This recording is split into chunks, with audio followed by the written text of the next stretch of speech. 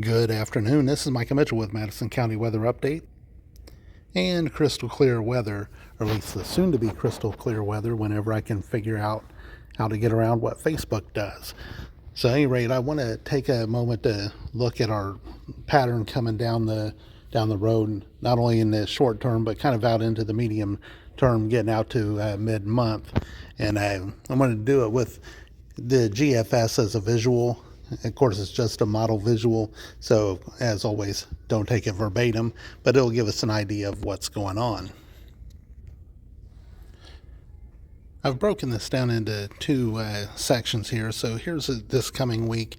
You can see this precipitation going off to our southwest, and you can see the kind of how the black lines are kind of tight together as a sign of a pressure gradient. And so we got high pressure that's going to be to our north that'll divert this early week storm well to our south.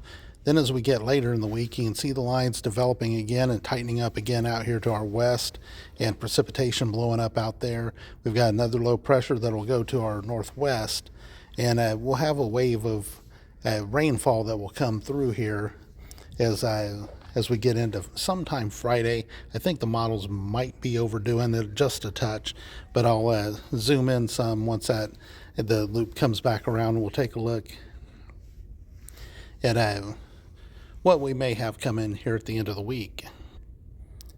So as we're getting into Thursday, we can see rain start to blow up, and then early Friday, here we go, that wave of rain that just kind of blows right through. It develops kind of over us and then moves away.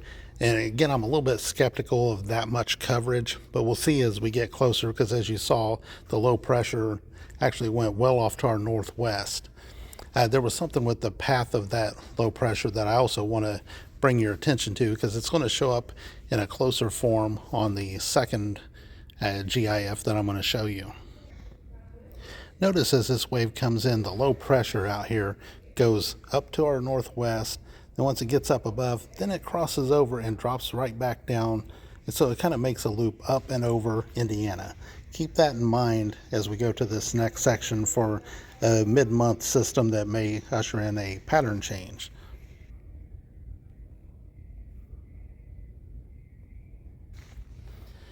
So this is a system that would come through somewhere in the 13th or 14th time frame, and notice what it does. It goes up and over, follows that black line. The center of low pressure goes right up and over Indiana, and we've had several storms do this the last handful of years, a couple already this year. And so I show you this, not saying that it's going to happen, but showing that it is a possibility. The big question with the mid-month storm is, does it run to our northwest like this, or does the cold air get in a little faster, suppress it farther south, where we end up with a decent snow event? The way the winter has gone, I would almost bet on it either going way up and over us like this, or cutting underneath us. We have not been getting very good timing this year, and so this storm is still 2 weeks out. We'll see what it does as it gets closer, but I just wanted to show you the possibilities. So lastly, I'm going to take a look at the GFS overall QPF through mid-month as the total amount of liquid precipitation that the model has falling. And what we can see is we got a heavier swath of rain up and over. We've got another heavier swath to our southeast, and kind of right in here, we've got this little bit of a hole. So you can see there's just a small window where there's a good chance of being left out. Right now it kind of has us in that hole, but as you can see, a little shift to the north or the south could make a difference. So that's kind of the way things are. I just wanted to give you a little bit of a visual of how things look over the next couple of weeks. As we get toward this point next week, then we'll have a much better idea of what to really expect mid-month.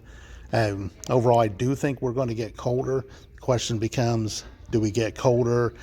How much colder do we get? Will it just be another run where we're in the 30s and lows in the 20s, or where snow pretty much has to happen at night? Or will it be a colder setup where we get some decent snow in here? Or will it just get cold and we get nothing but the cold? So that's a long way out. We'll see what's going to happen, but I just kind of wanted to show you a little bit of what's potentially down the road. And once I get the crystal clear weather going, I'll do these kind of things more. I'll do them more from my computer instead of my phone, and I'll put them together a lot better. This is just something real quick I'm throwing together in the middle of the afternoon on my break, just to kind of give you a little visual of our pattern ahead. So again, we're going to be pretty quiet until we get to the end of next week. Then it's a question of whether the rain blows up here or whether it blows up just past us. Again, it's a few days out, so we'll see, but potentially some rain next Friday, and then pretty quiet until we get around the 13th or 14th time frame. Then the question becomes, do we get rain and then cold? Do we get cold and then snow? Do we just get cold and nothing? So we'll answer all that stuff as it gets closer. In the meantime, this is Michael Mitchell with Madison County Weather Updates. Thank you very much.